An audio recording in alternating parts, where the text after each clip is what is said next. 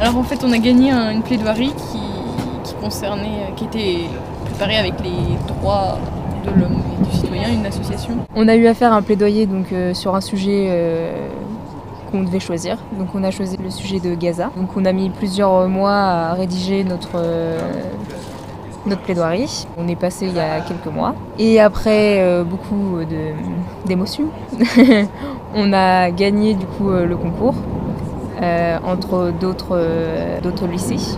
Du coup on était vraiment très contents et on a eu comme récompense d'être invité à l'Assemblée nationale en compagnie de Philippe Gosselin.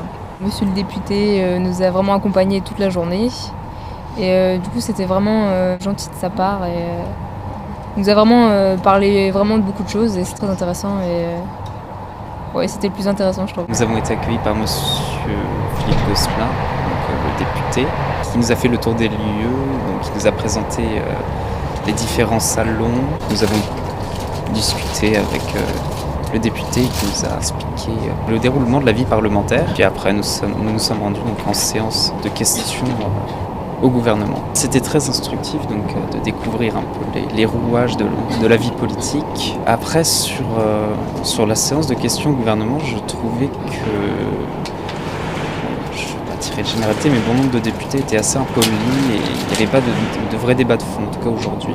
C'est important pour moi, mais c'est important aussi pour eux. Ce sont les lauréats d'un concours d'éloquence qui a été organisé par la Ligue des droits de l'homme. Je trouve que c'est une belle initiative, pouvoir permettre aux jeunes de sortir un petit peu de leur quotidien, de leur ordinaire, pouvoir essayer de prendre un peu le pouls d'une grande maison comme l'Assemblée nationale, essayer peut-être très modestement de s'éveiller à la citoyenneté, et je le dis sans aucune grandiloquence ou volonté de surdimensionner l'événement, mais je crois que c'est quelque chose d'important. Ça permet de voir un peu les ambiances, les lieux, et ça aussi, ça fait partie de l'éveil. Un message aussi finalement plutôt de tolérance au hasard des rencontres. J'ai pu croiser des collègues dont je ne partage pas nécessairement tous les points de vue, et réciproquement, et leur montrer aussi qu'on est parfois dans le quotidien loin de certaines outrances, loin de certains débats un peu difficiles, un peu chauds, et que plus qu'on ne pourrait le penser, on se respecte, on sait débattre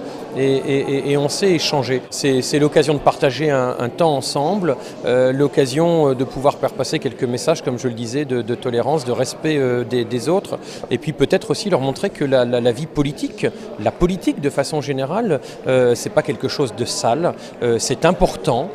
Encore une fois, quelles que soient les sensibilités de droite, de gauche, du centre ou je ne sais quoi, c'est important d'avoir des gens qui s'engagent et si très immodestement ça a pu permettre d'en mettre quelques-uns un peu en éveil, en interrogation, écoutez, au-delà du plaisir d'avoir passé un bon moment et intéressant ensemble, peut-être aurons-nous semé quelque chose et on verra dans les années qui viennent. À bientôt sur tvie.tv.